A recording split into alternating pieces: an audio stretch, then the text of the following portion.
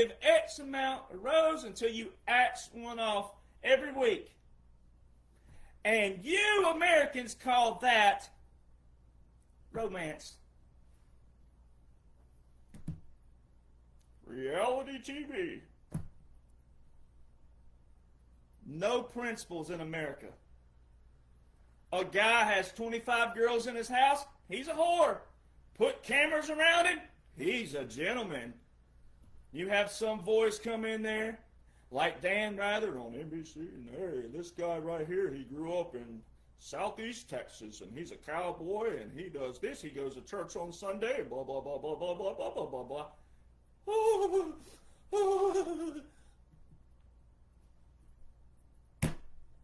Take the cameras away. Take the lights away. Take everything away. Same girls come over. He's a whore.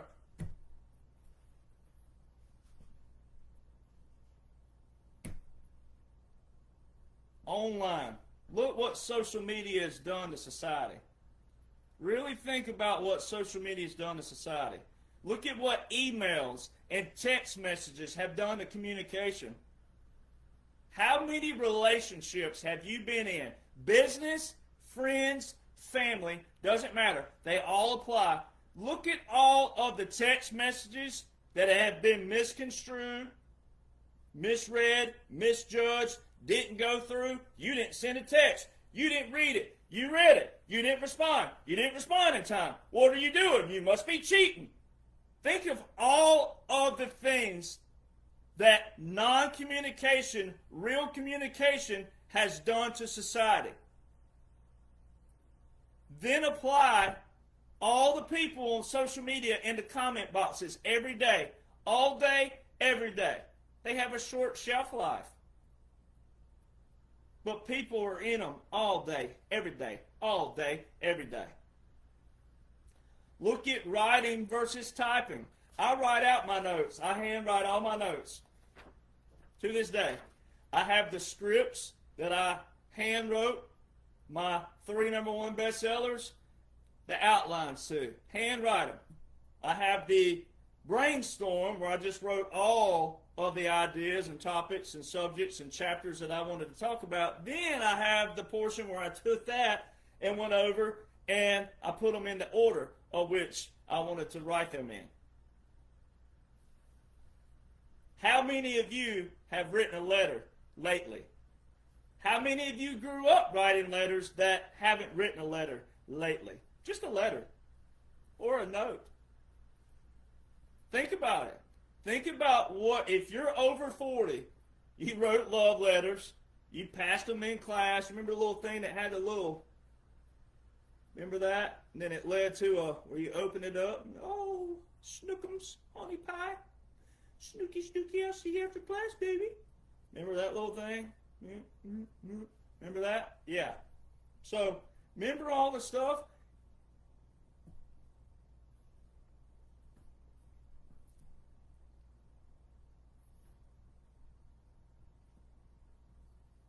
I mean, something that simple has made things so complex.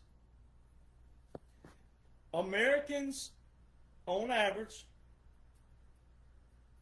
you don't think about others first. Nobody puts the other first. No one thinks about your neighbor first. No one thinks about your friend first, your family first, or whoever first. There's a huge difference. Like, for example, again, my parents, my mother, every time I go on a podcast, my mother will send me a message. She'll say, take God with you. Well, I think of that in the back of my mind. I go, okay, don't say a slur word. Do not say a word. Don't say it. But I'll get to rattling and I'll slip one out every now and then, and she don't beat me up for it. But think about it. I think about that. I have family who hold me accountable.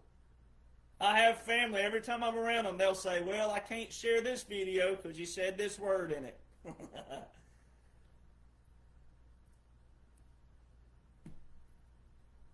But I have a thing called conviction. Most Christians, you don't have conviction anymore. You don't even know what that word is. You have no priorities, you have no principles, you have no standards, and you have zero conviction. Because the Bible says we're all guilty. Straight out the gate. We're all guilty. But that don't mean that you can go rob a bank, get away with it, then ask forgiveness later. Can't do that. Which means you always have to be preventive. You always have to be in a mindset of prevention first. Are you going to sin? Yep. But if you're striving to be like the man you claim you're serving, the Bible isn't about love. Love is all over the Bible, but the Bible is about change. It's about repentance. It's about forgiveness and changing. It says not to be part of the world.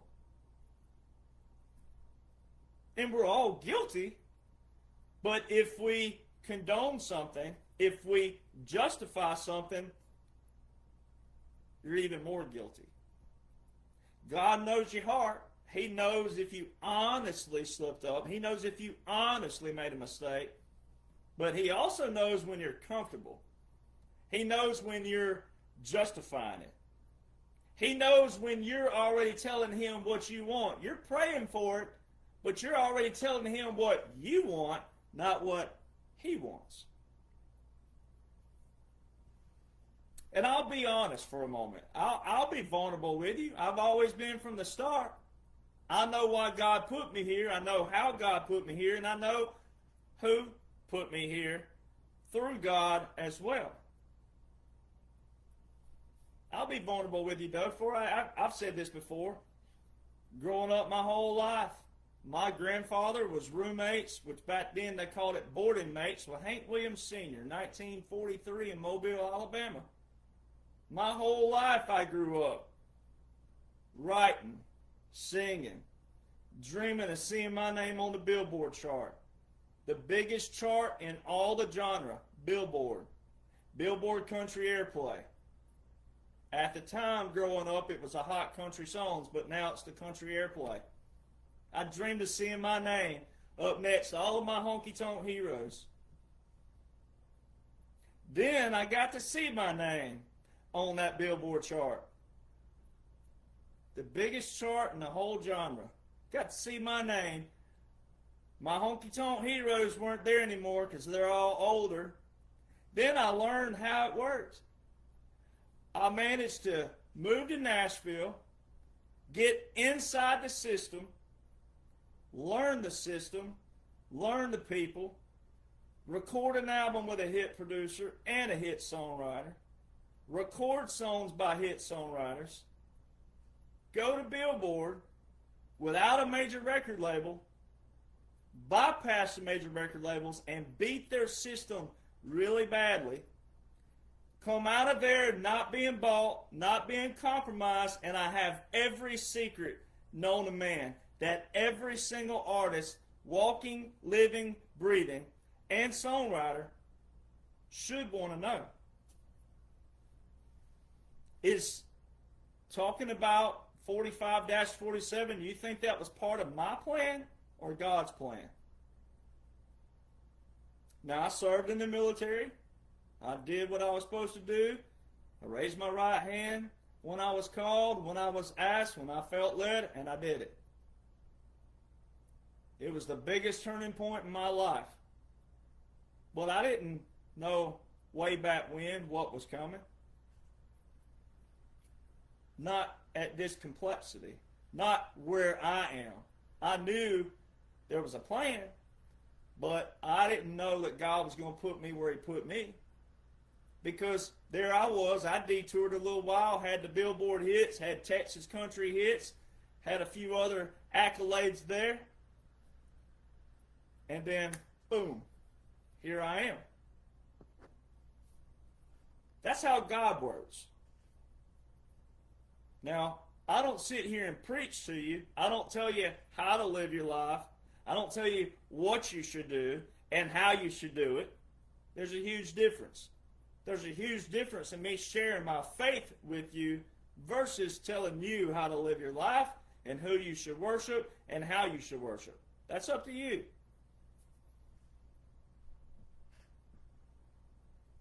But that's how God works. If you'd like to know God, you can know Him. He created you. But you have to have a relationship with Him yourself. And you have to come to that realization. And a lot of Christians out there, you're trying to force people. You're trying to force people to have an experience. If you would focus on being a Christian yourself and living the life you're supposed to be living, they'll ask you because they'll see it in you. They'll see it through you. But we're here, and we have a lot of liberals out there. It ain't as many as us, but there's a lot of liberals out there who have been pushed away because of people who try to make them experience something versus doing what you're supposed to be doing. Knowing what you're supposed to be knowing. Living the way you're supposed to be living. That's how God works. That's how the Bible works. The Bible is about change, repentance, and forgiveness. Love is a part of that. Love is an application that's a part of that. But the Bible itself, the whole premise that makes that book different than any other book, is telling you to change your ways, to repent, live differently. So why don't you do that with 45-47? It's unique. It's different. It's never been done before in history. That is what makes it unique. That is what makes it different. That is what makes it a special operation. And in order to cure your fear, to cure your anxiety, your stress, your worries, your whatever it is, you got to know what the commander's working with.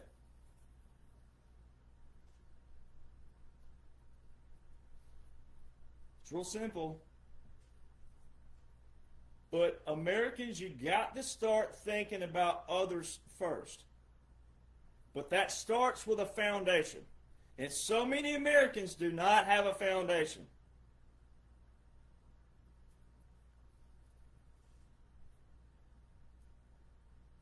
If you were raised by parents like mine or grandparents, or even if you didn't have parents like that or grandparents like that, but you had someone who raised you like that, then think about the heritage and the lineage.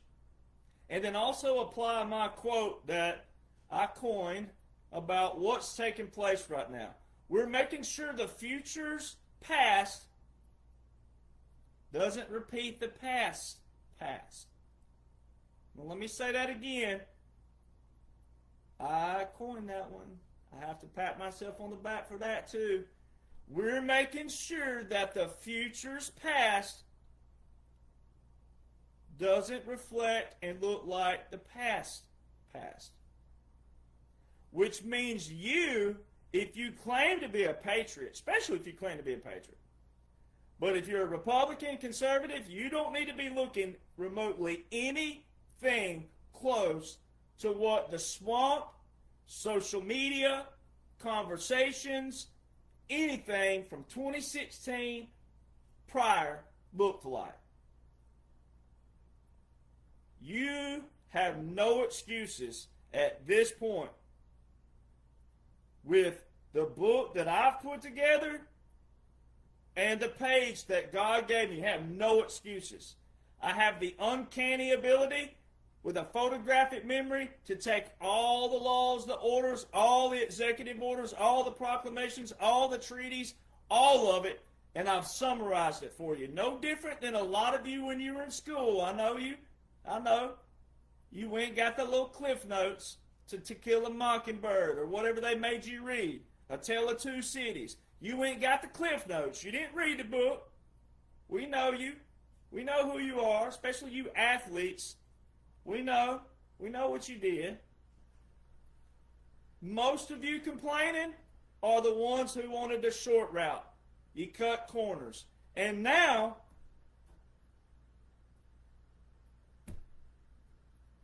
Now, a lot of you still want to cut corners. You want a short answer. Oh, if you can't say this in under 30 minutes, it's waste time. That's your problem. A 150-year-old problem can be solved in 5, 10, 20 minutes. You're the problem. And in the old days, we had a thing called accountability. In the old days before technology, which wasn't that long ago, accountability. Now you can say whatever you want, anything you want on social media, and they'll do what? Oh, it's my First Amendment. No, that's not your First Amendment. That's your excuse. Because a lot of these people, if you did punch them in the mouth, guess what they'll do? They'll turn around and sue you these days. Oh, he did this, he punched me. They'll shoot you these days. They'll bring a gun to a fish show. Cowards.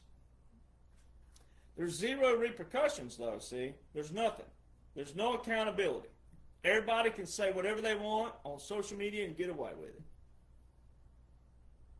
Oh, especially the left and the liberals. Oh, boy, they can want the president deceased. They can root for it, cheer for it, but the moment you say anything, just slightly, just something just real light, oh, they'll, they used to. But especially the liberals and the Democrats, they see you do it, no, boy, it's a piranha show. The other thing about technology, attention spans, I was just talking about it. I've heard people, and I've seen the comment boxes before, oh, this guy, he talks an hour, 2, 3 hours, all this stuff. If it's over 5, 10, 20 minutes, it's wasted time. Attention spans. Again, by design, they dummied Americans down to where you don't want to hear truth, real truth. You don't want to hear real facts. You want to hear your truth, you want to hear your facts, and you want it in your time zone, in your time span, in your attention span. You don't want to read, you don't want to study, and you don't want to comprehend. And the harder it is, you quit. You give up. Zero commitment whatsoever. Same thing with relationships. The first little bump, these days people are quitting. Whoa! You didn't answer my text on time. You must have been doing this.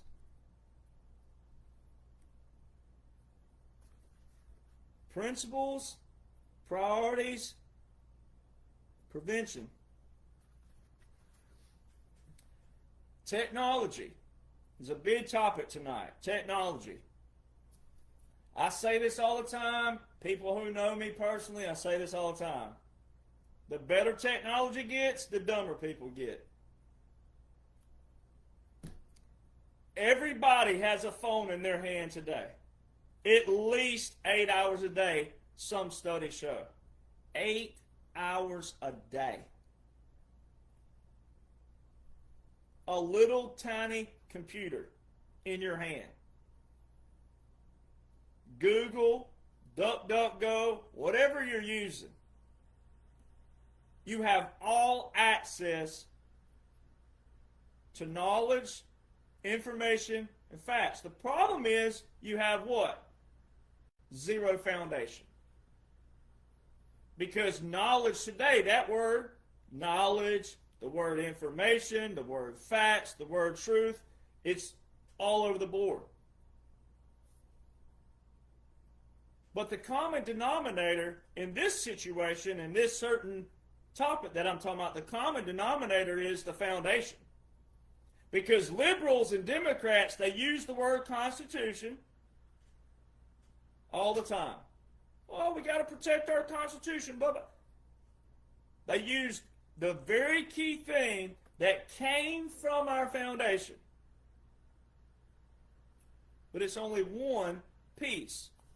And it's not the most important piece. This is why Republicans, conservatives, patriots, you do not want to use the Constitution as your premise and your basis and your foundation in any kind of topic of such in delivering to anybody what's going on right now. Outside of the fact that, yes, when you need a quote from Article 1, Article 2, but especially Article 2 with the president, that's fine. But what you never hear liberals talk about is the Declaration of Independence. That's the most important. That's where your civil authorities, your civil responsibilities, your civil duties comes in. That's where those come in. It ain't the Constitution. The Constitution is a framework for we the people to keep Congress in check. It don't change. It's that simple. That answer is always the same.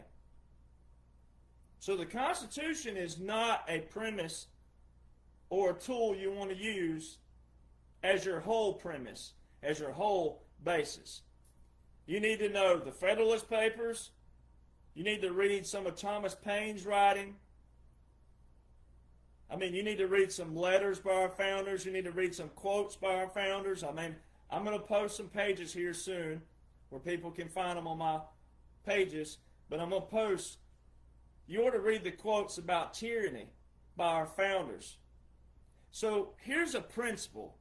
When a libtard out there uses the word Constitution out of their mouth, but if they turn around and say the word democracy, those cancel out.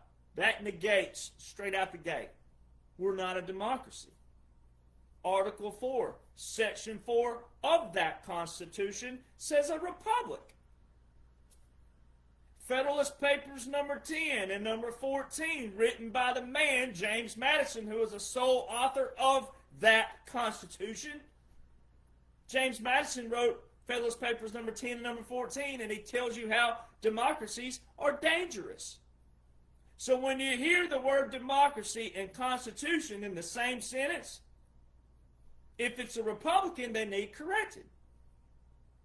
If it's a libtard, not only do they need corrected, but they need slapped.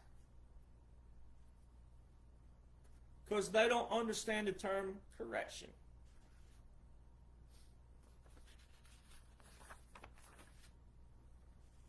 Principles.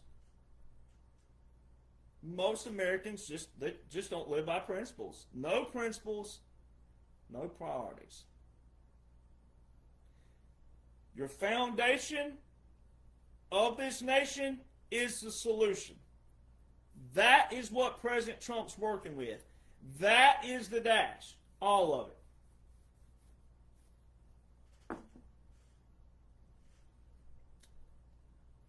Solutions versus opinions. Oh boy, I could preach all night on this.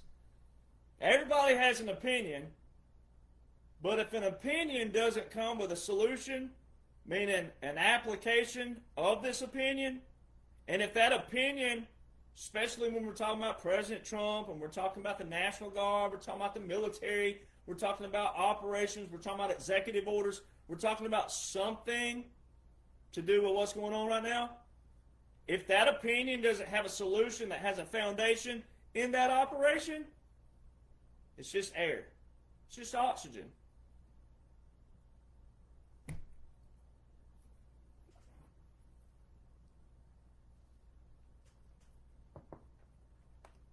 So then, you Republicans and conservatives also have to choose what you're responding to.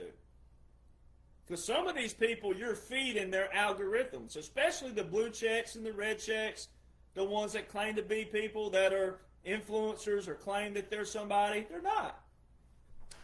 If they're not talking about what is currently going on, which is all public information, every bit of what I talk about is public. What isn't public is the intellectual property, the critical thinking, strategic thinking, analytical thinking, convergent thinking, divergent thinking, creative thinking.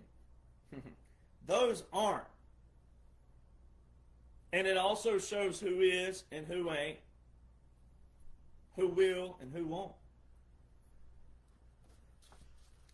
The other thing, and I see a veteran, a fellow veteran on Instagram right here. The other thing is that not all veterans know what's going on. No. But there's one thing about our family of veterans is this. In the military,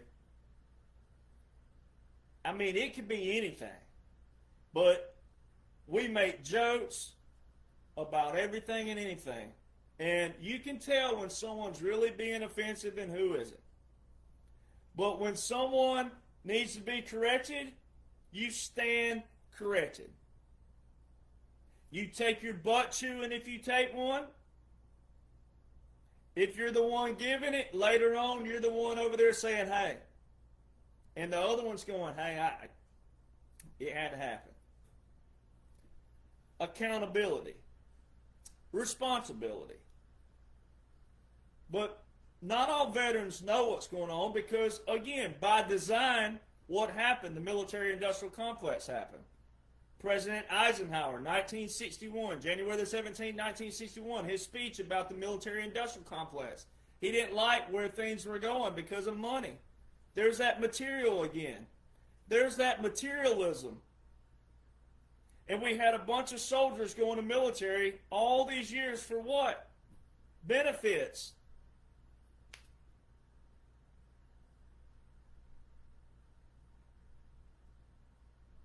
Privileges versus benefits. It all goes back to why did you join? What was your motive? What were your intent? Naturally, they're all going to say, oh, I served my country, and I did this, and I did that, and I deployed here, and I did it. That's beside the point. When you raise your right hand, every single person in a memorial grave right now, and every single person who's a veteran, and every single person who's active duty, reserve, or National Guard, we all raised our right hand to either Title 10 or Title 32, but the oath was the same. And that oath specifically said that I will obey the orders of the President and the officers appointed over me according to what? Those are just as important, but this is bigger. It says according to what? Regulations, which means if you were Army, Navy, whichever branch, your branch regulations, your Department of Defense, which is now the Department of War, but the Department of War regulations, and then what? It says specifically what? Regulations in the Uniform Code of Military Justice, which is Title 10, Chapter 47. So you can't have one Title 10 without the other. You can't have one Title 32 without the other. There's multiple sections and chapters in Title 10 and Title 32. You can't have one without the other. So every veteran out there that don't know what's going on, God love them. But most veterans, when they're presented with the facts, when they're presented with laws and orders, and you outline the bigger mission, the grander mission, most veterans are going to come on board. Because they're going to be like, oh man, I had no idea. Exactly. So you probably want to keep your mouth shut out there. Like I tell people, you probably want to keep your mouth shut. There's a Mark Twain quote that it's better to remain silent and be thought a fool than to open your mouth and remove all the doubt. Yeah, well, a lot of people are in that position, but especially veterans out there. But veterans, though, as a whole, speaking as a whole, veterans are a supportive community.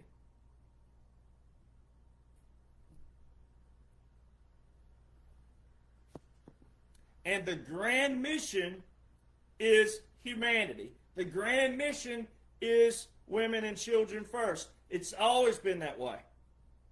Always been this way. Outside of the liberals coming in there and misconstruing all these things and twisting things about females and all this female power and women can do this and men, all that bull crap has got to go too. Just be who you are and be the best you can be, whatever God designed you. But the grander mission.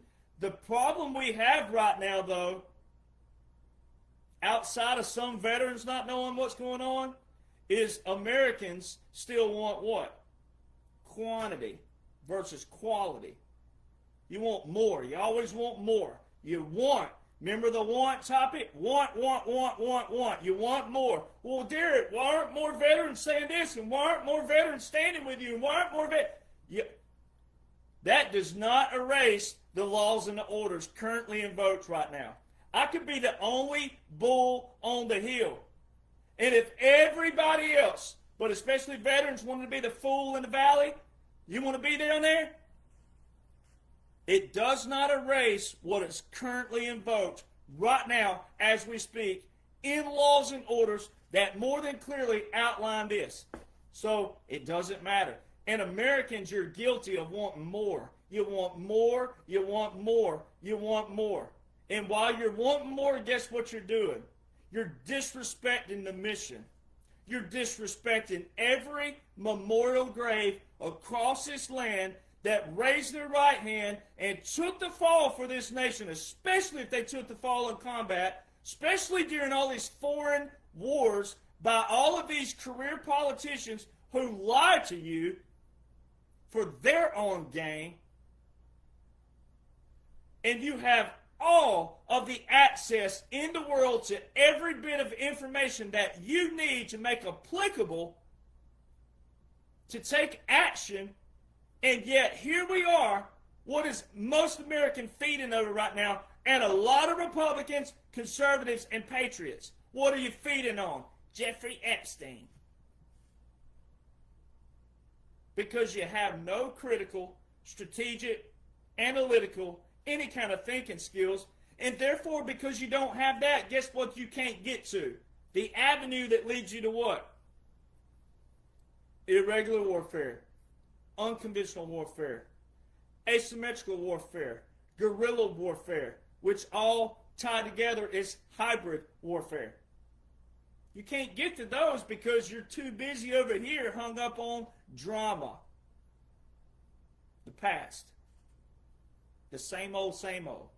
You want different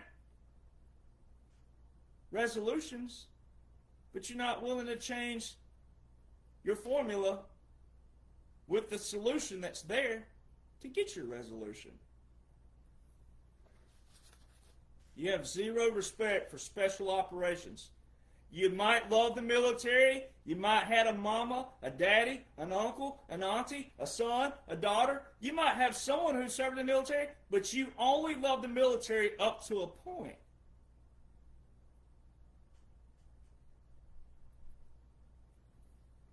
And that's the point of your complacency. That's the point of your laziness. That's the point of your Build-A-Bear. Yours. Not America, not humanity. So a lot of people out there say things like, well, we've always had executive orders. We've always had proclamations. We've always had treaties. We've always had national emergencies. Yep, truth. 100% truth. But what you didn't have was accountability, responsibility, and enforceability. You had appeasers. You had subpeasers. You had where they just tease you a little bit. Or they did this over here. And then they did what? What's my quote again? Chaos plus division equals power acquisition. So what they did is they divided America into all these little groups. And then these groups became subgroups. And those subgroups became subgroups. And that's why now you have people who call themselves they, them, this, a cat that wants to poop in a cat box in a bathroom at a children's school. And that's just one little subgroup. And guess who's at fault? You are. Because you don't have principles and priorities. You have zero prevention skills. You want to wait till poop hits the fan, and then, hey, there's poop on the fan. Yep, it is, Sherlock. It's your fan. How'd it get on your fan? That's not my fan. How'd it get on your fan?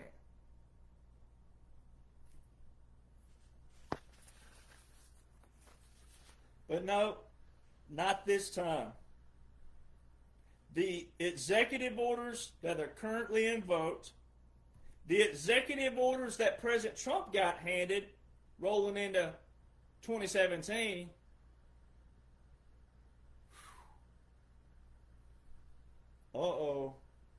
they never expected infiltration from within. See, when you're being a good person, you're just being a good person. There's no reward for that. Your reward is if you're a Christian and you die, you get to go to heaven, paradise.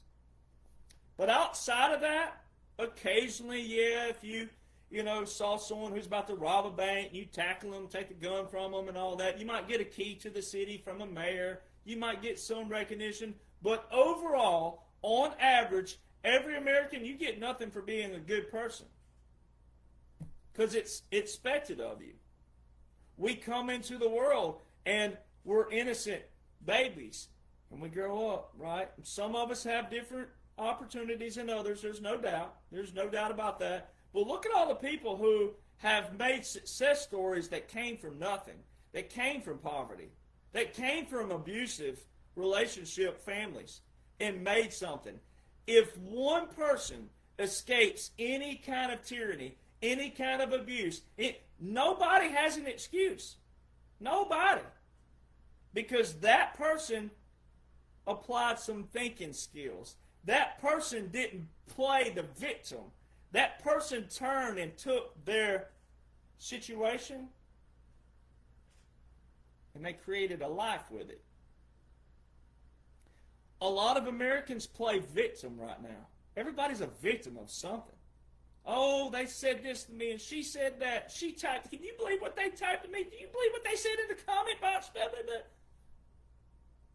Everybody's a victim. Everybody creates these own circumstances. You create your own stress. You create your own anxiety. You create your own problems. And then you want to run over here and cry about it when you created it. And majority of those entities, those people, you know what their biggest quote is? I hate drama. The ones who say that the most are the very ones who start it, create it, fan the flames, pour diesel fuel on it, and ignite it. And then run around and play victim.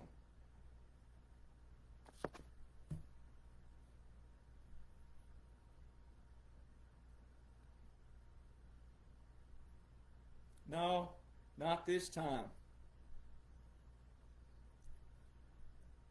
When you're a good person and you're doing what you're supposed to be doing on a daily basis, that is how every person, people ask me this all the time, how do you secret military people know each other? I'm like, well, you just be a good person. First off, you're doing what you're supposed to be doing, what you've been tasked to do. Don't get out of your lane. Don't focus on someone else's task. Don't focus on someone else's mission. Stay in your lane. Do what you're supposed to be doing. Do as you're told, because the laws are there. The orders are there. The foundation's there. So you got to have that like a recipe, right? Ingredients to this recipe. And that recipe will paint the picture of that foundation. And then you have to know what the mission is. What's the grand mission? Every veteran that's listening knows this. There's the war, then there's battles, then there's missions. And there's multiple missions with the mission. And all those little missions add up to the battle, and those battles add up to the war. You know, while we're here on this topic, let me excerpt something real quick. Speaking of that, if you go back and look at the battles of the Revolutionary War, the Patriots didn't whoop the British. The battles were pretty even. It was the Patriots' heart, though. It was the Patriots' vision. It was the Patriots' writing. It was the Patriots' creation. It was the Patriots' establishment of all of those and their heart that sold enough on the other side for a little while. There were still fights. There were still wars. The British, they came back. Oh, it was 1812, 1814. Didn't last that long. But America's always a fight. And when you're a good person, it does seem like you're always fighting more. It does feel that way sometimes. I get you. But it's worth it. See, that's what most Americans are forgetting right now. If you're a patriot, conservative, Republican, you're forgetting that portion of it. America's a fight, but it's worth it. It's worth the fight. And see, a lot of Americans, though, because you're in this want and materialistic mindset, you're not content. Happiness comes and goes. Contentment is where you want to be.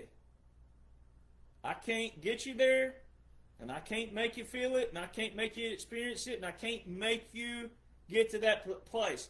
But contentment's where you want to be. A lot of you are chasing some feeling. You're chasing an emotion and a feeling, and you're always going to be chasing that. Because feelings and emotions, they're here and here and here.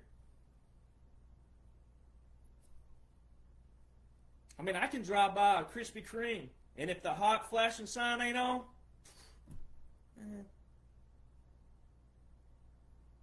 but I'm content because I love Krispy Kreme. Are they good for me? Probably not. But when I walk in there, the hot flashing sign ain't got to be on. I see all them chocolate glazed, and I see the little raspberry field. I'm like, contentment, contentment. I'll take 2 boxes of contentment. And then they say, well, sir, we got a special today. If you add another box, you get a box. And I'm like, give me the other 2 boxes of contentment then. Let's go. I'll be content all day long. See, people don't have priorities, principles. And see, in these principles have all these subgroups that we're talking about. Contentment versus happiness. Solutions versus opinions. And you can keep going with it.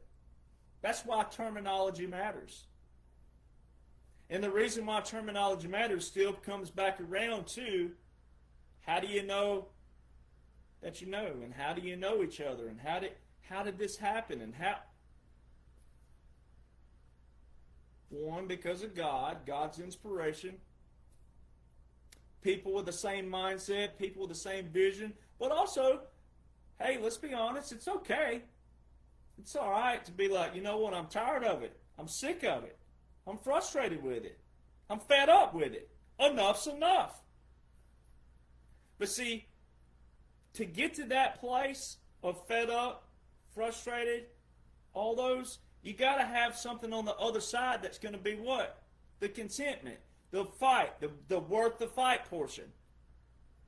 And so many Americans, you don't know what you're fighting for.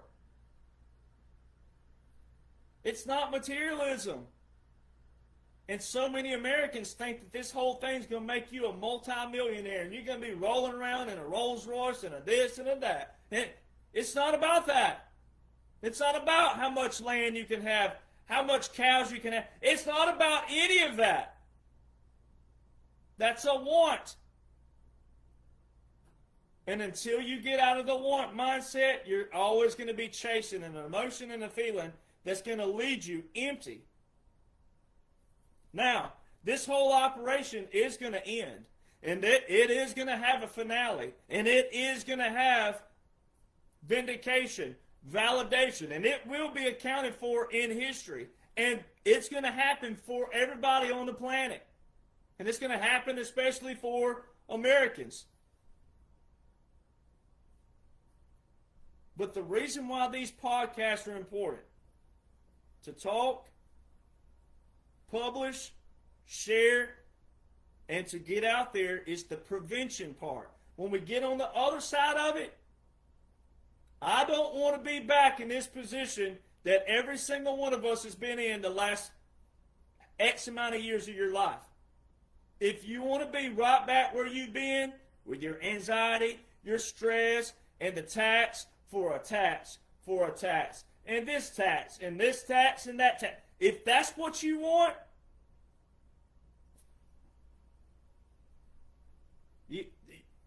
we'll be right back there, quick, because of population, because of technology, and because of lack of real education. I also know that's why God chose me, is because I have a bachelor's degree from the University of Alabama, and I have a master's degree from Colorado State University, master's in business, MBA. 8% of the United States of America have a master's degree. There you go. All right. I probably could get a PhD, but don't really want one. Probably could go to law school, but don't really want to go. I know more law than lawyers do. So 45-47 is the operation. You hear me like a broken record, a beautiful broken record weekly. That is the operation. The whole thing is an operation, just like that. You got to look at it like that. The whole thing. You are about right here, right now. Is 47 over? No, it's not over. So Americans, conservatives, Republicans are looking at that beginning of the 47 as real time. It's not real time when it comes to the operational portion. Everything you're watching was by design. Strategic operation, a counter psychological operation, and a counter on all of what the deep state did. That's why it was so awesome that, hey, if Congress was doing what they were supposed to be doing all these years, instead of trying to limit the president, take away his power, establish all these statutes, codes, etc., amendments to the War Powers Resolution Act, which stem from the War Powers Act, which are unconstitutional. If Congress would have been doing what they were supposed to be doing, they wouldn't be worried about the president. See, if everybody would do what they're supposed to be doing, but what did they do? They knew Americans were lazy, complacent, don't know what you're supposed to know, don't know how to hold them accountable as a whole, not one here and there, and not a few little voices here and there, make a little bit of chatter here and there. As a whole, the narrative flipped, meaning majority of Americans scrutinizing them going, hey, it's 350 million of us to you 535 members of Congress, the way it's supposed to look. But Americans don't know that, didn't know that, so you can't hold them accountable.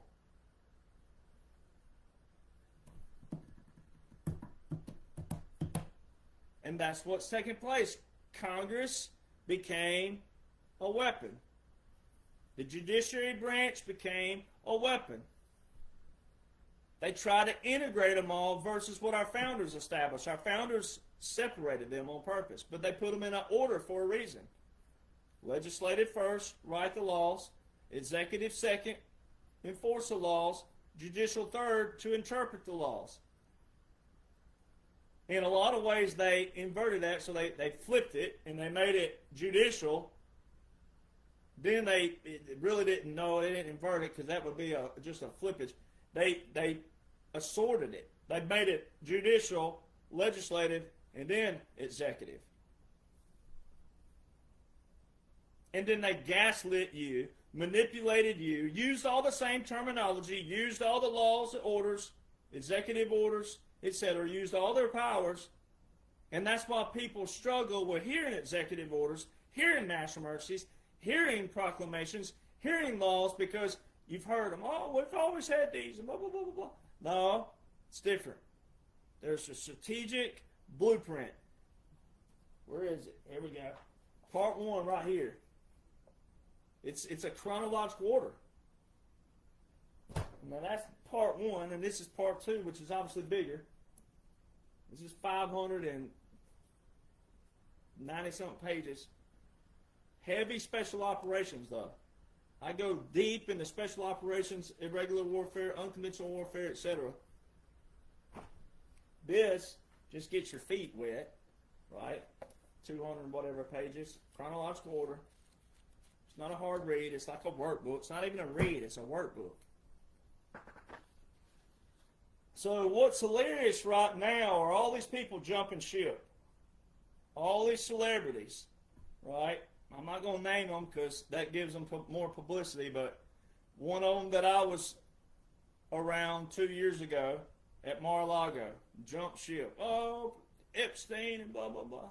I recant my support for President Trump and blah, blah. It's like, dude, you don't even have to. And what's funny is he's in a picture holding up my book. He ain't read it. He probably don't have the IQ to read it. Let's just be honest. But, prime example, all these people are doing what? Doing what they don't have to do. If they knew what they're supposed to know, but let's start out with this. If they were a good person and then knew what they were supposed to know, they wouldn't be trying to create drama, stir up drama. And a lot of you patriots out there, you got to stop this. I'm going to tell you something else. Patriots. Just because they got a blue check or a red check doesn't mean that they're being told to do this. There's a lot of people out there that are not a part of this operation. And a lot of you patriots think just because there's someone famous that they're a part of. No, they're not. No, they're not.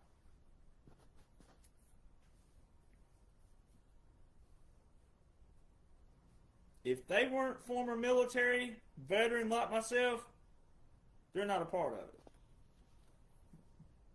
The military does not recruit that way.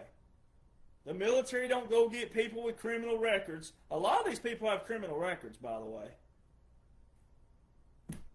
A lot of these podcasters out there have criminal records. All accessible to you. And the ones like me, who are actually a part of this, tiny little part, but went through all the credentials, got them. I have a press pass. I can go anywhere with the military, anywhere with the press. People like me who have that, but also, for those that didn't know that, but have a clean record, I'm the one they come after and they try to do what? Prefabricate things on. And that's the world we're living in, which is what I'm getting to right now. We're in the technology world. We're in the AI world. So now they really amped it up. Now, anybody who has the skill set to get on and make a photo, like this right here, I did this all on my own on AI. This book here that I wrote, all that right there, I did every bit of that on AI. Myself. And I stink at graphics. But you just type in on AI, hey, I want a cowboy roping a jackass, all right, with the Democratic symbol on the ass, because that's what they are. And then I want American flag chaps on the cowboy. I want the cactuses laughing. I want the armadillo laughing. I want the little coyote down here laughing. I want this typed in here and this typed here. I want a scroll up here that looks like an old Western scroll. Boom, I'm an expert. This right here, AI. It took a buddy of mine 3 tries to get that image. It was 3 different images that I sent him. It took him 3 different commands. Bam. I'm like, oh, that's it, baby. That is the one. This new book right here that I wrote, that's 500-something pages, that's selling like hotcakes in front of a Weight Watchers event, this was easy. I did this myself as well. AI. Technology. So now, especially though, a lot of you that have your moms or dads who are in their 70s, their 80s, or 90s, that didn't grow up with technology, and they get on Facebook Marketplace, and they fall for something that looks like, oh, this is a good deal, and they're like, no, it wouldn't be that cheap. And then things like that. Think about now, all these videos that are out there, all these different photos and videos and things. It's going to be chaos. But then again, chaos might lead to what? You being what? Fed up. you being exhausted with it. You may get so fed up and exhausted with technology that you finally do what? What you're supposed to do. Put it down. Turn it off. Unsubscribe. Unfollow. Quit supporting these people. Learn the algorithms. Learn how social media works. Learn who you should and shouldn't support. So it's hilarious to me that all these people are jumping ship, and they don't have to. Because if they were good people, claim to be a President Trump supporter, then they got all that they need. Especially those who have met me, know me. They have no excuses. They have zero excuses. Zero. Look at all the podcasters that I've been on with that don't even share my books. They don't share my pages. Think about it. Those books have all the answers to 45-47. Those books are all of the chronological order of the laws and the orders currently in vogue that outline the strategic operation via irregular, unconventional warfare, things that 99% of these podcasters don't know about because they're not military, and they can't think that way because they don't have that as their foundation. They don't have that as their lineage. They don't have that as their heritage because majority of my family have served in the military. Just about every male in my family, and I'm not knocking the ones who haven't because that's not what we do, but just about every male in my family has served in the military. And I'm talking about all the way back, son of the Confederacy and son of the Revolution. Which means my family fought in every battle from the beginning. I will brag on them. So it's hilarious. So what's even more hilarious is that when you do know that you know everything there is to know with 45-47 and country music, I mean, you can see who the social media whores are. You can see who all of the attention grabbers are. You can see the ones who are misleading you out there. And you think I care about calling them out? The ones that I've had to call out before that go after me, attack me, etc. You think I care? Heck no, I don't care because I'm doing what I'm supposed to be doing. It's called defense. It's a huge difference in defense and attack. But sometimes you have to attack. It's like President Trump says. Sometimes you do. Sometimes you have to. You have to go on the offense sometimes. So I'm about to get to the meat of the subject here. So priorities. Priorities. Now let's get heavy into priorities. Well, I'm going to tell you right now. Woo boy. If you had to go up in court somewhere right now with majority of Americans, you should be shaking in your boots because you are guilty right out the gate. It ain't what our founders established. Oh, no, you're not innocent until proven guilty in today's America. You are guilty. Especially the mouth of the South and all the mouths, the gospelers and the ones that tote the news. Boy, oh my Lord, have mercy. You're guilty. And a lot of those same people have been proven innocent via DNA, via technology, their cell phone ping to another location, and then they had an alibi, and they had people who witnessed them there, and they had full DNA proof that they did not do what was accused of them, and 50% of Americans can see the evidence and still call them guilty. You are a low IQ piece of trash if you do that to somebody.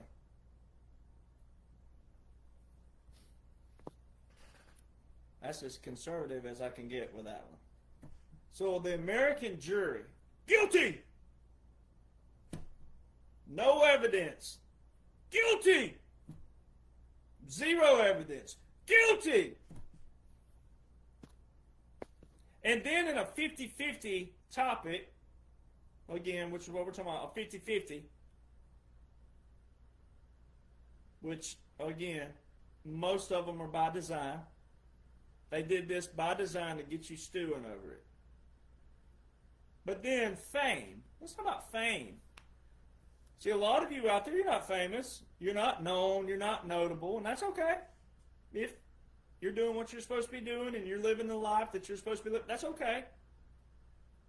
But to the drama feeders, to the drama type people, fame is different than being an average American to them. See, they have no priorities and they have no principles. Fame doesn't produce evidence just because you're famous. See, they justify that it's okay when someone's famous. It's okay when someone's notable. It's okay when someone's known because you're expected to go through that. You should be used to that. You should be ready for that. You should be resilient for that. I've had people say that to me. Oh, you're known. People know you. You should expect that. So I don't have a beating heart. I don't have a vocal box. I don't have a thinking mind. I don't have a mother. I don't have a father. I don't have a family. I don't have friends. Just because someone's famous, notable, known, that gives you the justification to damn them to hell, to damn them to shame, to make them guilty straight out the gate with zero evidence? Straight out the gate? And then some of you, when you have evidence, you still want to believe what you want to believe. And you wonder what's wrong with this nation, with this world. You want to know what's wrong with it? It's you. If you think like that, it is you. It's not us.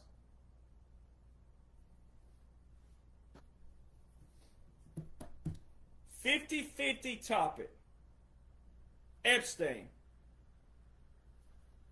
To the average American who don't know anything about their foundation, how they're here, why they're here, what they're supposed to look like, what they're supposed to know, how you make that applicable in everyday life. To the average American, that's a 50-50 topic. Republicans are over here saying this. Democrats are over here yelling this. Not a single one of these entities are preventive thinkers. Not a single one of them. They're not practical. They're not logical. They're not analytical. They're not critical. They're not strategic. They're not divergent. They're not convergent. They're not any kind of thinker.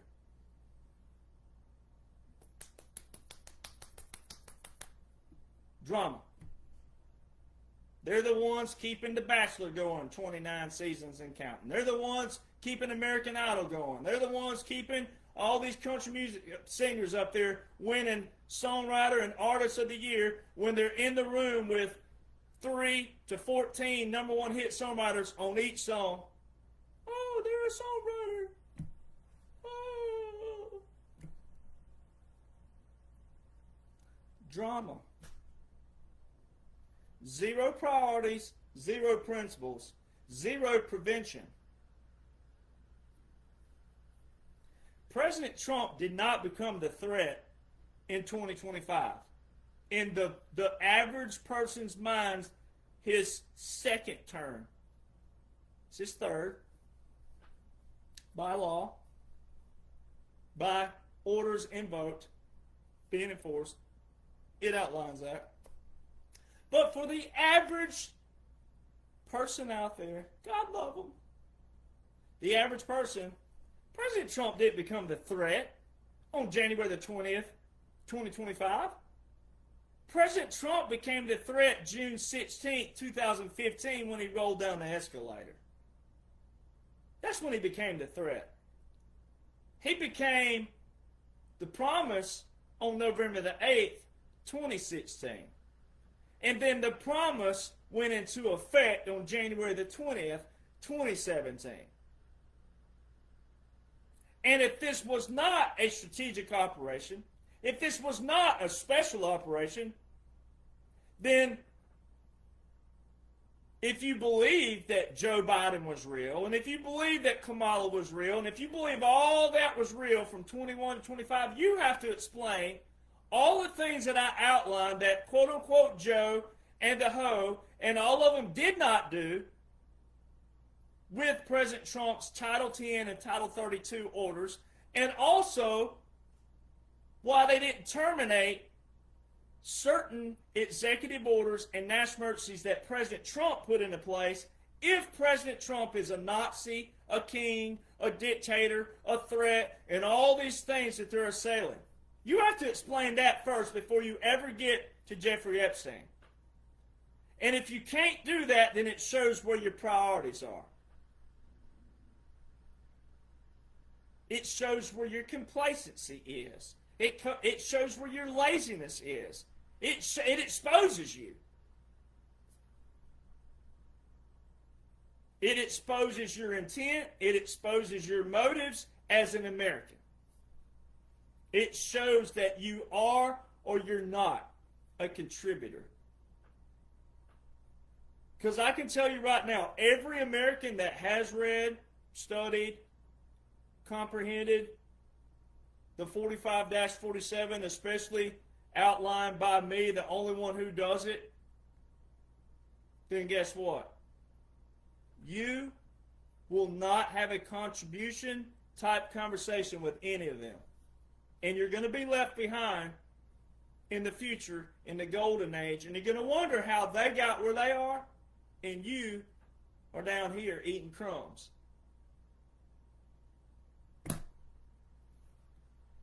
When you could have been a contribution. You're going to benefit, though, from the operation. Oh, you're going to benefit from it. Your taxes are going to be eliminated. Your life's going to be better. Election fraud's going to be gone. You're going to benefit from it. But when you're over there because you ostracize yourself looking like a moron when you didn't have to look like a moron,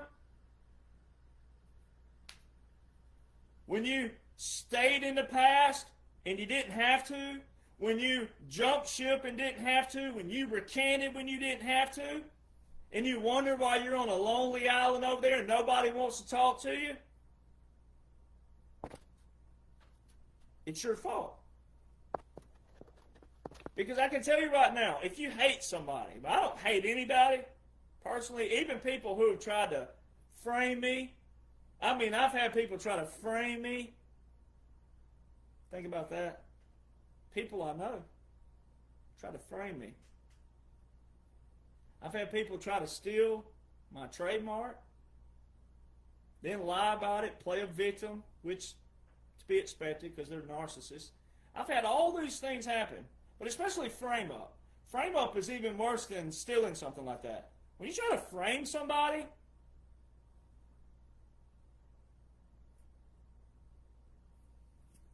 but even them, guess what? I don't hate them. I don't like them, but I don't hate them.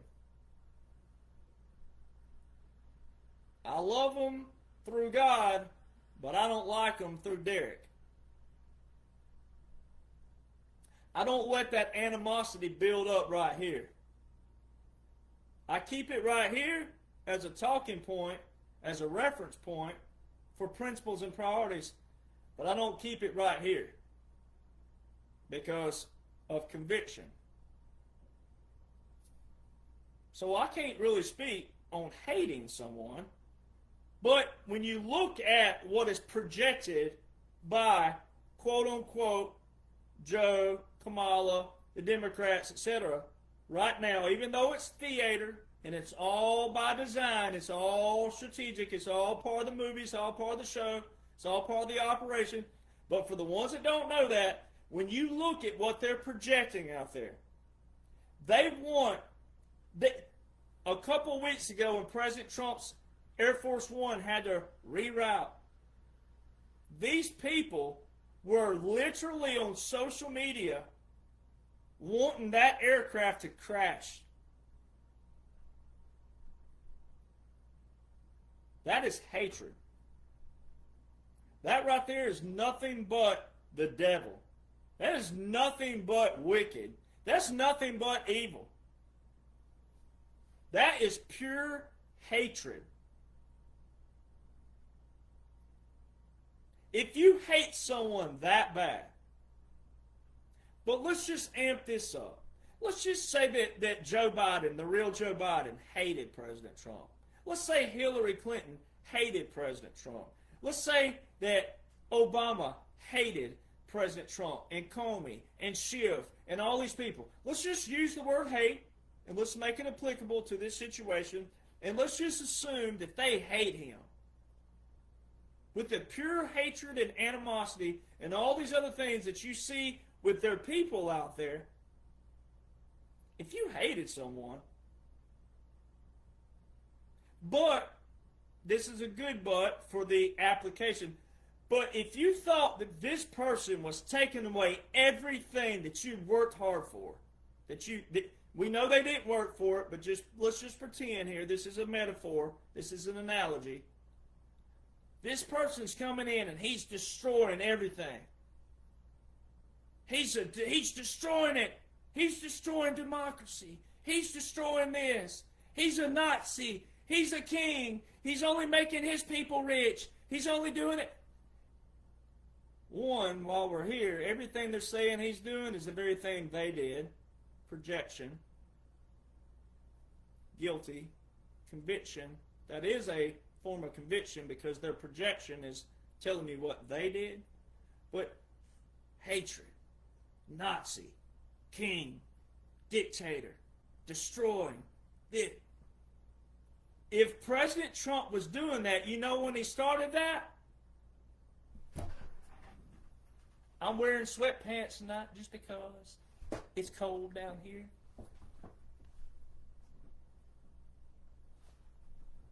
How do you twerk, ladies? Some of you Instagram models need to show me how to twerk. I can't twerk because I got a bad back. Do you know when President Trump started destroying everything, ladies and gentlemen? Do we need some twerkers? Huh? Because I wish I could go in, and I wish I was that good at graphics. I could just slice the video and come in and put a twerker there. Oh, yeah. Trump dance. Like an amplified Trump dance.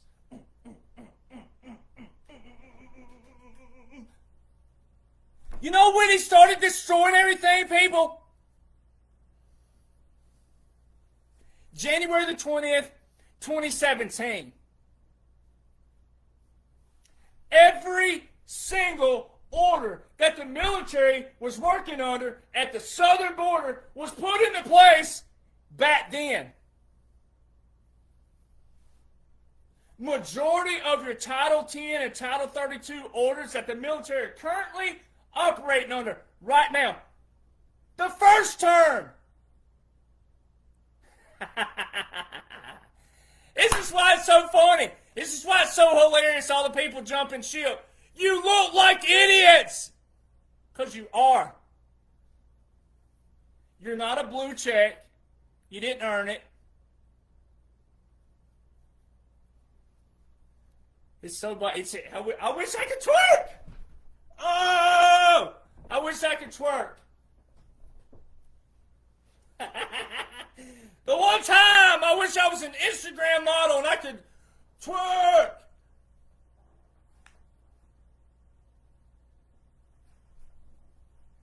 That is how stupid people look. You have to use the term stupid.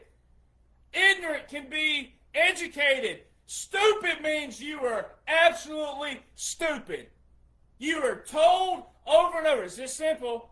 Hey, all of us military, our Title 10, Title 32, they're not continuation orders because you libtards out there, you have to have a congressional authorization.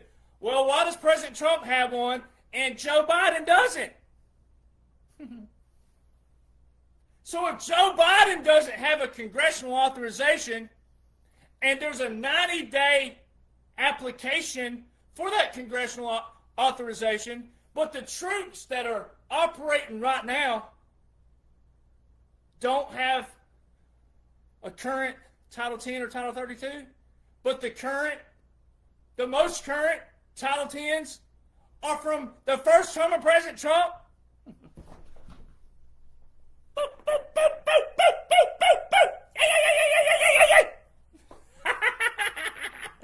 This stuff is so much fun. It's that simple, but yet it's that hilarious. That it is really that hilarious. I mean, I was just thinking the other night, I was watching these comedians, and I'm like, now are you really a comedian if you laugh at your own jokes? Some of these comedians, they'll be sitting here talking, and then they start laughing. But now I'm like, you know what? I get it now because this is so funny. It really is that simple. It really is that simple. A friend of mine 3 years ago was like, you need to make that a t-shirt. You need to put that, it really is that simple. And I'm like, that won't sell. And it's not about sales, but I was just like, that ain't even, if one person may buy it, you're going to buy it. You're going to be the only one to buy it. It really is that simple. All these liberals, all these Republicans jumping ship, all these rhinos jumping ship. If you hate someone and they're destroying everything you claim you work for, President Trump did not become the threat now, last year. And all of these key executive, that's why they're not just executive orders, that's why they're not just national emergencies. That's why 45-47 is not 2 terms, it's not real time, it's not just normal. It's an operation. That is why God put certain people where he put them, where he put us.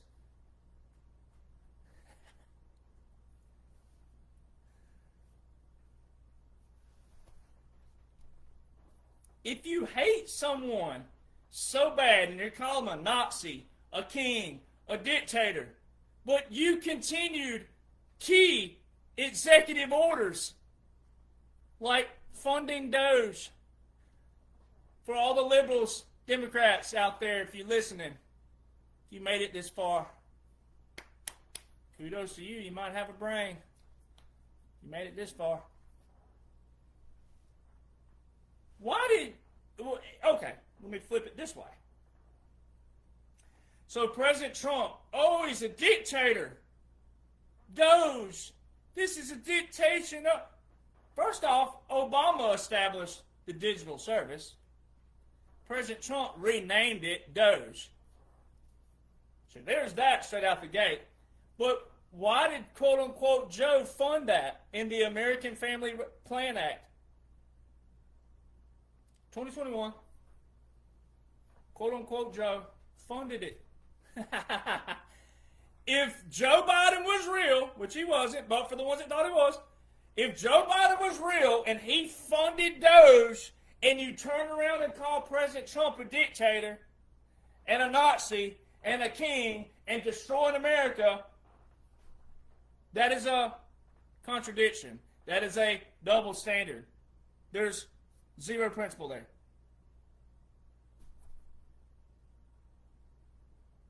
Yeah. The military orders are the most key, though. They're not continuation orders.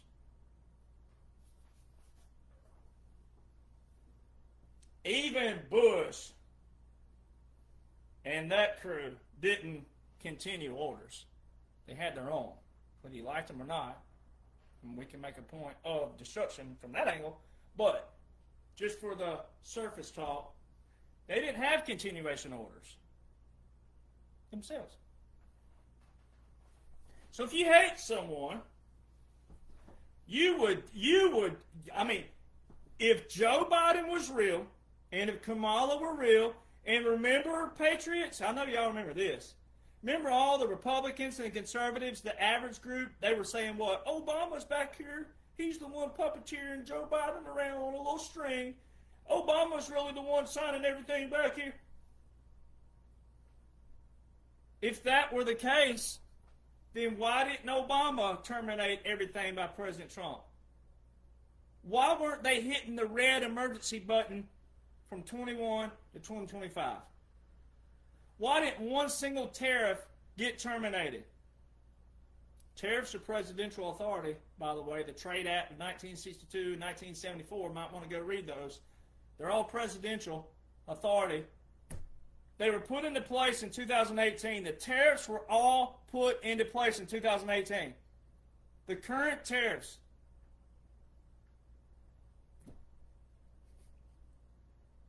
And then they displayed to Americans that there was a Democrat president, a Democrat House, and a Democrat Senate from 21 to 2023. And they didn't terminate a single order by President Trump?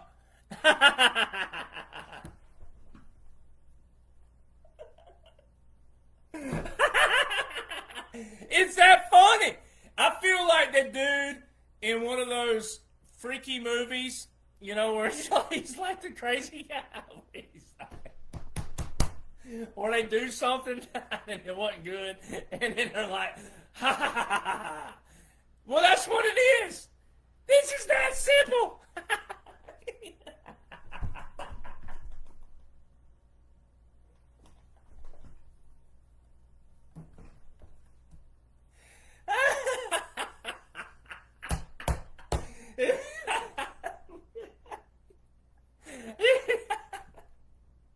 It really is that simple.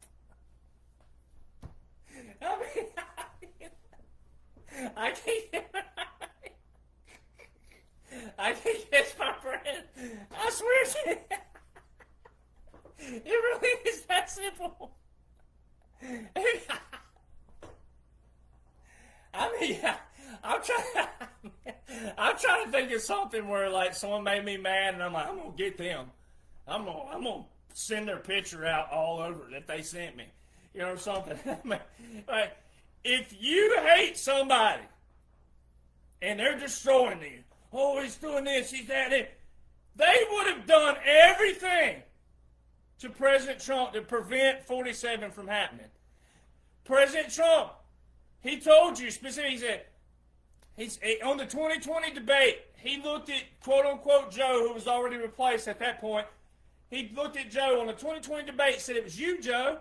It was you, Joe, who recommended the Logan Act on General Michael Flynn. You recommended that to Obama.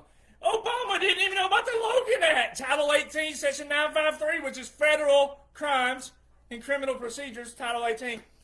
And so they used the Logan Act on General Michael Flynn for a meeting. It's called private correspondence with a foreign leader. I'm going to try not to laugh. President Trump, supposed to be the former President Trump, met with 12 foreign leaders at Mar-a-Lago and Trump Tower from April 2024 to December 2024. And the Democrats didn't do anything.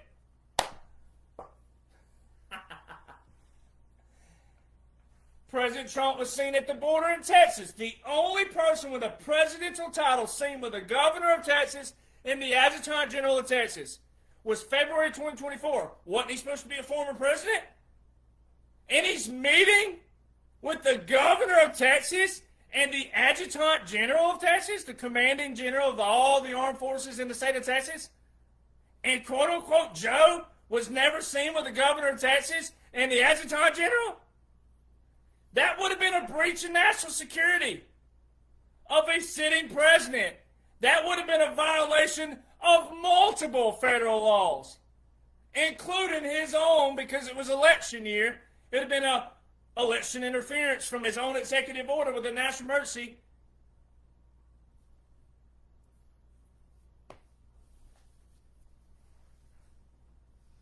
Epstein.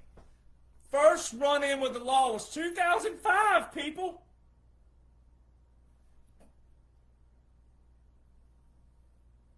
The person who had the greatest leverage on President Trump would have been Epstein. Epstein was alive 3 years into President Trump's first term. If any anybody could have gotten publicity, I'm pretty sure it's a billionaire named Jeffrey Epstein. He already had publicity. The greatest leverage would have been Epstein over President Trump. Not President Trump over Jeffrey Epstein. And from 21 to 25, when you, not the Patriots, exclude you, all of you twerkers, because I know y'all twerking with me, all of you Patriots, exclude you, all of you average, whatever you want to call yourselves, from 2021 to 2025, when you thought Joe Biden was president, when you thought Kamala was the vice president, when you thought Obama was back here pulling strings, I'm pretty sure they would have already known by then, hey, we got to terminate these executive orders, we got to terminate this national emergency, we got to terminate this, we need to abolish this. They didn't do anything. Didn't do a thing. Didn't terminate anything. Didn't terminate a single thing that they are whining about right now. All the things they're calling him a Nazi over, king over, dictator over, destroying things over, everything they're calling him right now, they didn't do a thing. And they didn't release these files.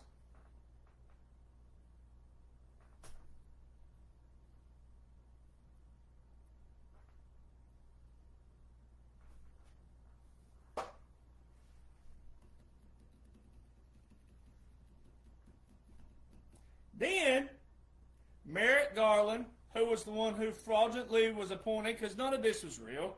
The whole thing's an operation, but for the people who think it is still, we got to play and cater to them. All right, Merrick Garland, Eric Holder. Eric Holder is Obama's little, he is his little, you know what. Eric Holder and Merrick Garland were subpoenaed by the House Judicial Committee over this Epstein stuff. Merrick Garland, who was the one who appointed, quote-unquote, Jack Smith that went after President Trump that you just saw, quote-unquote, testify. Merrick Garland and Eric Holder said that they know nothing of any. They wrote in. They didn't even make an appearance. They wrote in, we know nothing about anything, any files. I'm pretty sure that Eric Holder over Merrick Garland, but especially Eric Holder, who hates President Trump, who was Obama's Attorney General, I'm pretty sure, lawyer, hello, pretty sure that if they were going to go out there was the opportunity. No knowledge of any files. And it was three, uno, dos, tres, three Obama and Clinton appointed judges who blocked the sealed grand jury material from 2005 to 2007 on Epstein. What did they have to hide? And how come Bill and Hillary, here you go, you rhinos, here you go, you libtards. Listen, if you have any brain out there, how come Bill and Hillary, who are retired, that you know of, you don't see them anywhere, you don't hear them anywhere. The one video they showed Bill walking around, he looks like he's eaten 10 pounds of Bluebell ice cream in 3 seconds, and his brain is frozen. He's walking around like he looks like a freaking like Oompa Loompa, a skinny Oompa Loompa who's just like, I don't know what to do. How come Bill and Hillary had to reschedule due to their scheduling? How come James Comey, with 1.1 million followers on X, has not posted a single post on X since June the 10th last year? How come Osama, your mama, Obama, hasn't said anything about Russiagate? You remember the days of old? Remember the swamp, the mudslinging they did? Where is it? You remember all that? Someone accused someone of something. I didn't do this. You did that. You did your mama this. Your mama that. Your mama so fat she plays pool with the planets. Remember all that? Remember all the trash talking? Remember all the what? Where's Obama? Where's Big Mike? My man. They ain't said one thing. They have not defended Obama one time about Russiagate. Nowhere. But you normal people, you average people, all you see is drama. Obama's talking trash about President Trump. He's saying this, he's saying that. It's by design, it's strategic. Because if you knew what you were supposed to know, the laws and the orders currently invoked, that outline what they outline, no, it's not a strategic plan by the Democrats and by the liberals. No. This is a fundamental reset of Article 1, Article 2, and Article 3 of the United States Constitution. You've witnessed a fundamental reset as prescribed, not in the Constitution, but as prescribed in the Declaration of Independence. And if you knew what you were supposed to know, you'd be twerking that thing right now, son. You'd be twerking it. Especially if you're a Republican, conservative, and a patriot. You wouldn't be worried. You wouldn't be fearful. You wouldn't be frantic.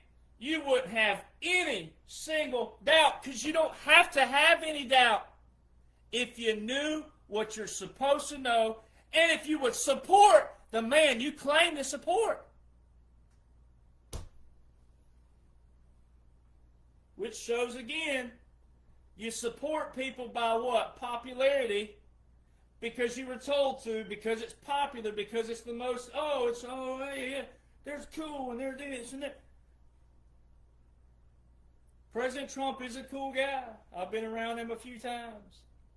The real one.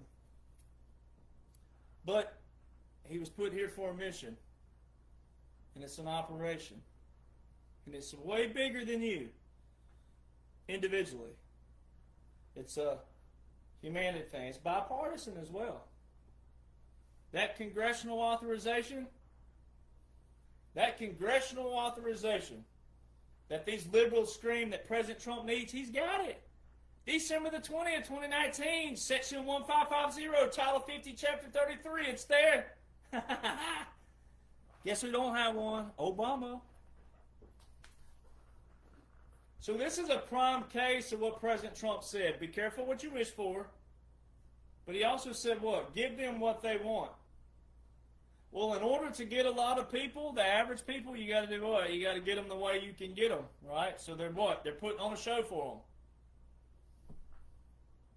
Which means you, the patriot, you, the conservative Republican patriot, don't need to be a part of that.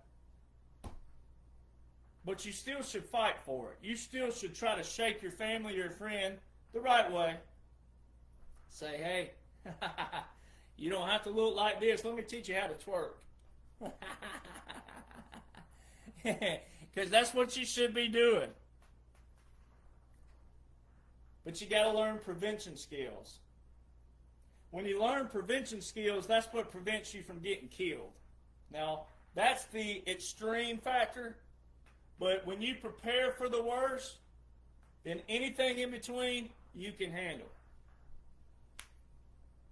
And that's what warfare does. That's what, irregular, unconventional, strategic, guerrilla, it teaches you skills. You may never need them, but they are pretty handy in everyday life. And that's why you can have calmness. That's why you can have that cancer about yourself that where you can sit and be like, You may receive bad news in your family or a friend or whatever, something, but you can handle it the right way if you train yourself. You think. Use your thinking skills. Put the phone down occasionally. Like me, this whole week I've been deer hunting. You hadn't seen me posting a whole lot because I've been hunting. Been freezing mainly, but I've been hunting. Right? You have to recalibrate your mind every now and then. Recalibrate. Go out hiking, walking, whatever it is you do, surfing, skateboarding, rollerblading, whatever. You can't do any of those. If you're in a wheelchair, then hey, pop a wheelie in that bad boy. Right? Do whatever. Do whatever it is. Put the phone down. Recalibrate. Center your life on a foundation. Center your life around what matters. Then you're going to find contentment. Because when you read what you're supposed to read, when you study what you're supposed to study, when you know what you're supposed to know, and you put all the other stuff aside, you'll realize what was drama, you'll realize what was unnecessary, you'll realize what didn't matter, you'll realize what does matter.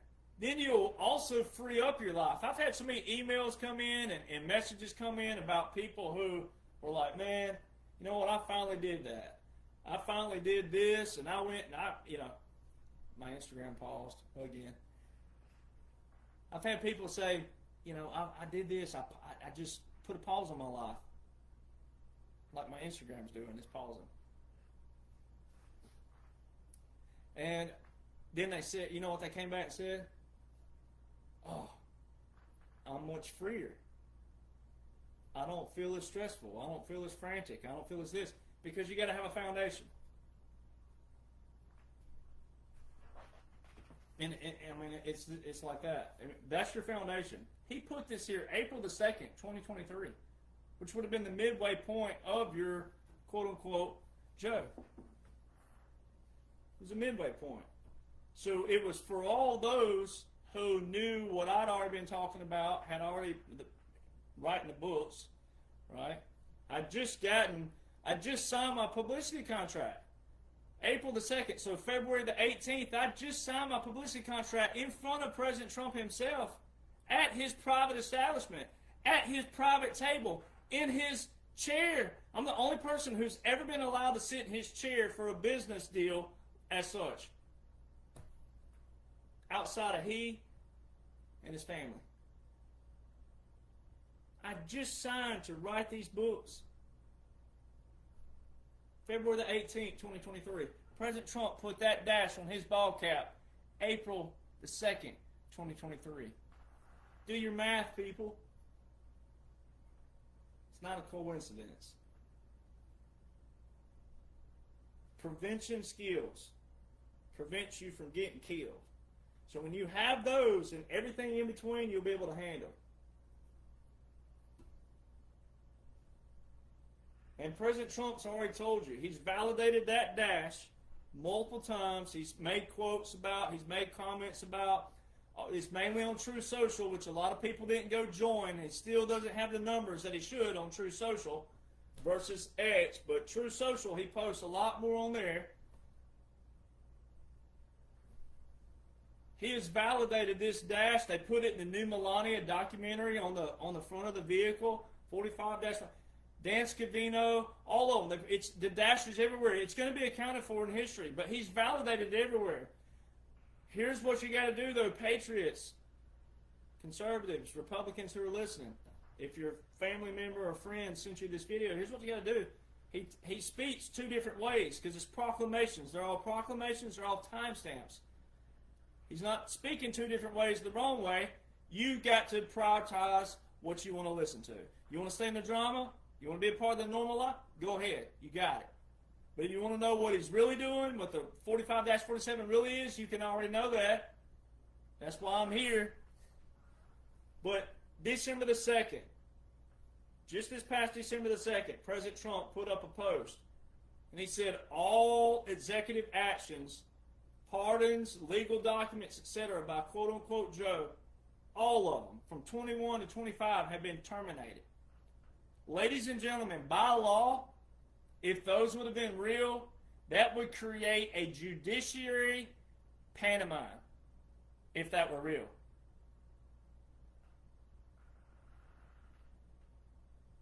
Because even some Obama executive orders, Bush executive orders, all the way back, that are still active today, whether they were signed with the good intentions and motives, doesn't matter.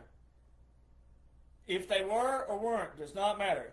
But terminating some executive orders for national emergencies before they have a resolution by the president and or the Congress would be chaos. Not the kind of chaos that you're confusing with drama, but we're talking about legit chaos. President Trump, December the 2nd, said all executive actions, that means executive orders, freezing up again. I'm on top of it, baby. Let it unpause for a moment, if it unpauses. That means I'm right on the target. See? Always on the target.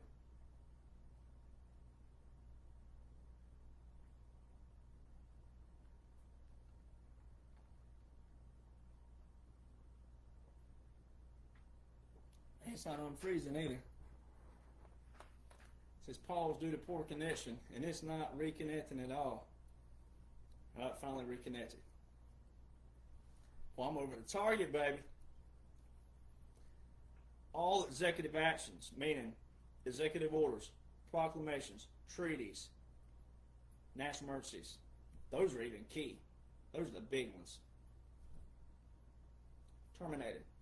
Then he went on to say in there, no legal effect. Well, no legal effect has a Latin term that conjoins with it. It translates to it. No legal effect in Latin means void ab initio. You know what that means? Never existed.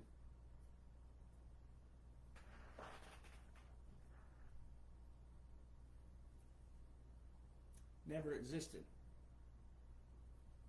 It never existed what you thought existed. President Trump existed. President Trump was in government exile. President Trump was a regular warfare, unconventional warfare strategy, 45-47. Quote unquote Joe never existed. Quote unquote Kamala never existed. The Biden, quote unquote Biden administration never existed. By law, never existed. That is what that post meant. But see, what people do is they'll see President Trump come back like he's been doing recently, saying, oh, the Biden administration did this, and they let all these people in. You're not understanding and comprehending what a government in exile is and a puppet government, and how they're irregular and unconventional warfare. That's where most people are struggling. That's the key pieces that people are struggling with. And then the cherry on top, and I'm going to end with this. By Army Regulations 600-25 on January the 20th, 2021, quote-unquote Joe had a military funeral service. Now, where people struggle with this is the fact that there is an actual gun salute for military funerals. And then you also can have a 21 gun salute for a president or for whoever it is deceased from the military. But quote-unquote Joe wouldn't qualify for military. So that portion's excluded automatically. So what you have to do is you have to go to the date of. January the 20th would be inauguration day. And then you got to go to the locations of the cannon. That's very key. What was displayed to you, the people? So before they get there, right, raise his right hand at 11:47 a.m. Eastern Standard Time, which is a violation of the 20th Amendment, straight out the gate. Then, by Army Regulations 600-25, all of them are in Army Regulations 600-25, by the way. But after the quote-unquote oath, and you hear dun-dun-dun-dun-dun, bum-ba-da-dum-bum-bum, you hear the four ruffles, and then you hear audio, hail to the chief. On the fourth ruffle, by Army Regulation, remember that when we raise our right hand, all of us veterans, remember that? Yeah, remember that? Regulations and Uniform Code of Military Justice, that portion? Yeah? Mm-hmm. Yeah? All right? That? Yeah. On the fourth ruffle, Army Regulations 600-25, simultaneous to hail to the chief, guess what on the first note is supposed to happen? 21 gun salute. Guess what did not happen? 21 gun salute. There was no review of the troops by quote-unquote Joe. Amazing Grace was performed. A funeral song? No, oh, happy day. Oh, happy day. When the Democrats washed all the Republicans away. We can't get no old happy day. The man who sat in his whitey-tighties in his basement got the most votes in U.S. history. We can't get a happy song? We can't get no twerking song? We can't get no they-them song? We can't get nothing? We couldn't get Bruce Springsteen? We couldn't get all these people who hate President Trump? Couldn't get nobody to sing a happy song for the they-them? Oh, yeah.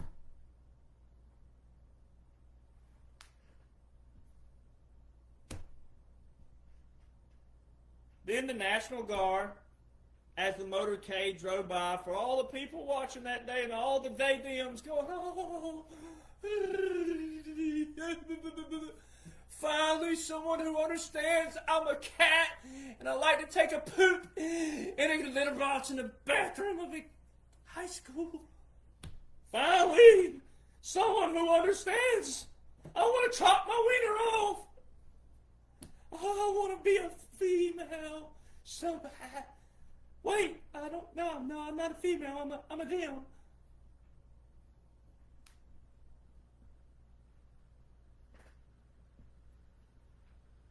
The motorcade's rolling down. Not a single National Guard saluting that motorcade.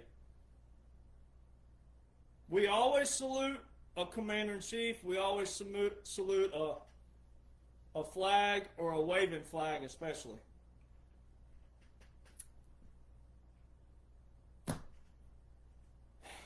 Then there are all these fat. I know people don't like fat shaming, but we're going to fat shame on this one. We're going to fat shame tonight.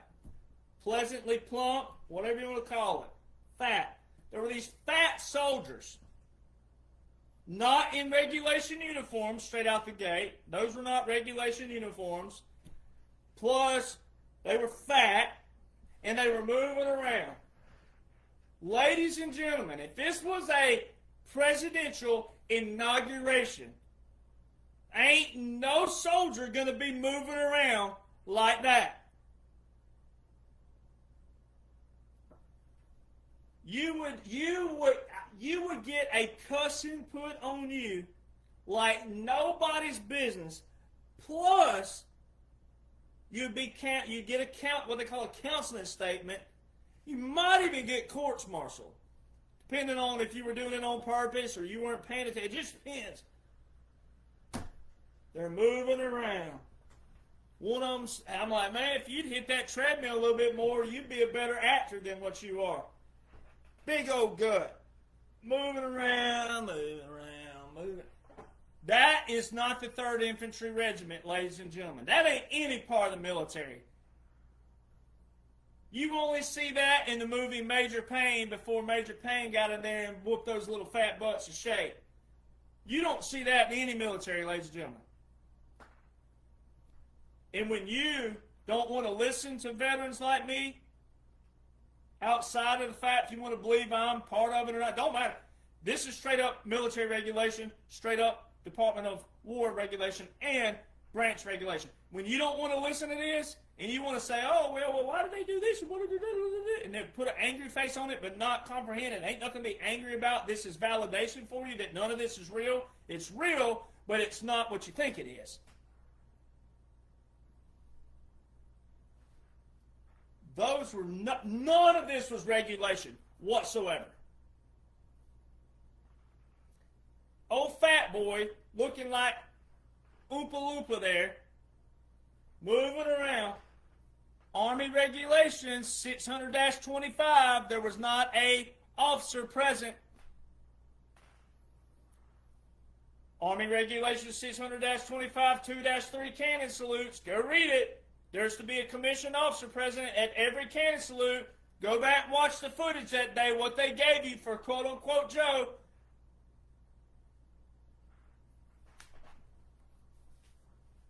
Then, for the first time in U.S. history, presidential inauguration history, they showed you 3 cannons at Arlington. And I do this because it's so much fun. 3 years ago, there was a moron on Truth Social, a female moron, which is rare, but you have to call a spade a spade. Female moron goes, I finally caught Derek Johnson lying. I'm an Army veteran in 20-something years and blah, blah, blah. The cannons are always at Arlington.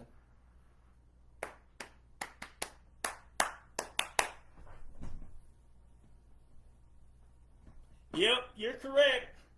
The cannons are always at Arlington.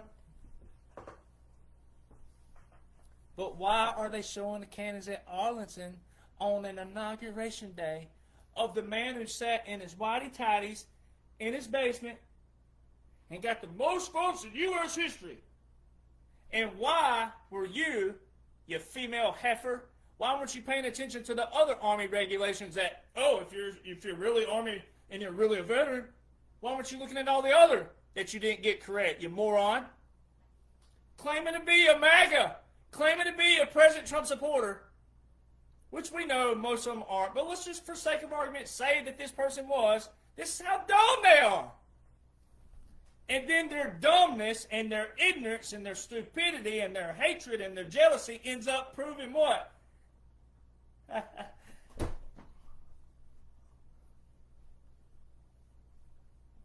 Ends up validating me, baby.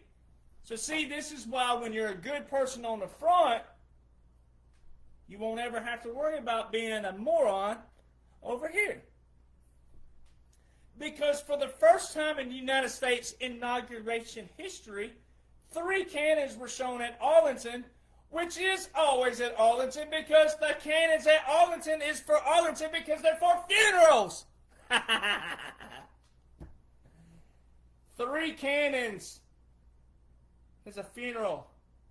The 4 cannons, 21 rounds, were at Joint Base Andrews with President Trump when the whole world, especially the they-them audience, were finally, they were over there having them a orgy like nobody's business, thinking that President, oh, finally, he's gone, he's out of here, we can they-them all we want.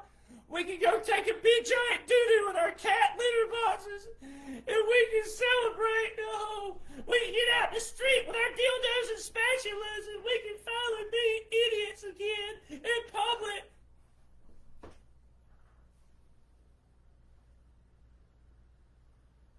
The 4 cannons, 21 rounds, the actual 21-gun salute, same day, January the 20th, was at Joint Base Andrews with President Donald John Trump with the red carpet rollout. Did you see the celebration that President Trump had? Did you see when, quote-unquote, Joe, the screen was blurry when, quote-unquote, Joe rode away into the sunset? Did you not watch that? They put this stuff in front of you. This screen was blurry.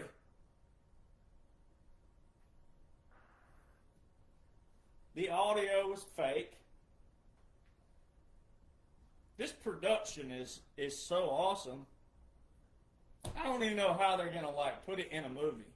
It's got to be like a Death Wish movie, where it's like 13 of them. Or like Rambo. Or like Rocky, where you're like, man, how many are there going to be? I love them, but how many are there going to... On January the 20th, 2021, quote-unquote Joe, for the whole world to witness, had a funeral. Military funeral. By Army Regulation 600-25. That every veteran we raised our right hand to took an oath that says, I will obey the orders of the President, officers appointed over me.